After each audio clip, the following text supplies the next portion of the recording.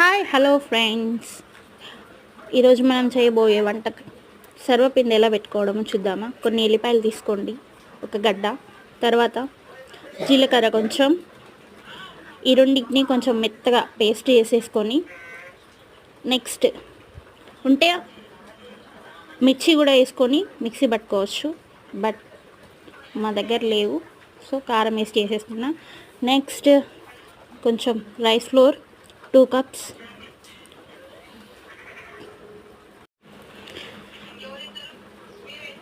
దీంట్లో 2 కప్స్ తీసుకున్నానండి నేనైతే. మీకు సరిపడేంత మీరు తీసుకోండి. ఫస్ట్ రెడీ చేసి పెట్టుకున్న ఎల్లిపాయ జీలకర్ర స్మాష్ చేసేసుకున్నాం కదా, అదే వేసేసుకుందాం. నెక్స్ట్ కొంచెం సాల్ట్ 1 టీ స్పూన్ సరిపోద్ది.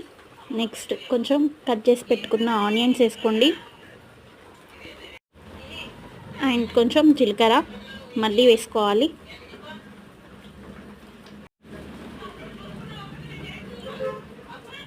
నెక్స్ట్ ఆనియన్స్ వేసేసుకొని మనకి సరిపడా వాటర్ పోసేసుకుంటూ మెత్తగా మన చపాతీ పిండి ఎలా కలుపుతామో అలా కలిపేయాలి.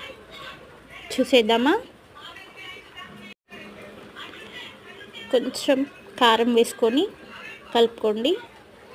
ఇంకా మిర్చితో అయితే ఇంకా బాగుంటుంది.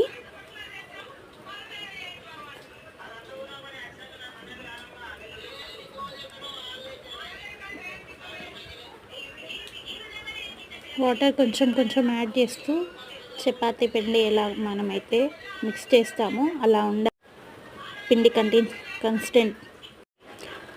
నెక్స్ట్ ఒక బౌల్, మా దగ్గర దీన్ని సర్వపిండి అంటారు అండ్ గంజి పిండి అంటారు, మీ దగ్గర ఏమంటారో కామెంట్ చేయండి.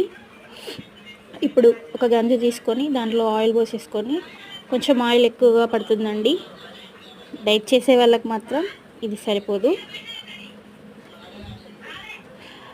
గంజి మొత్తం ఆయిల్ స్ప్రెడ్ చేసేసుకోవాలండి.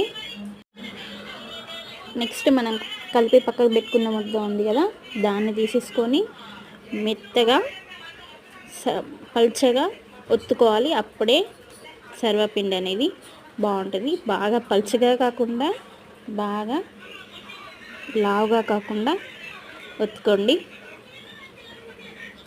ఇఫ్ ఎనీ మిస్టేక్స్ ఉంటే.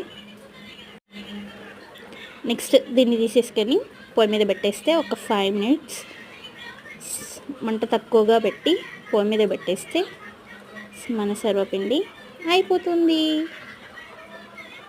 ఏదైనా తప్పు ఉంటే క్షమించండి.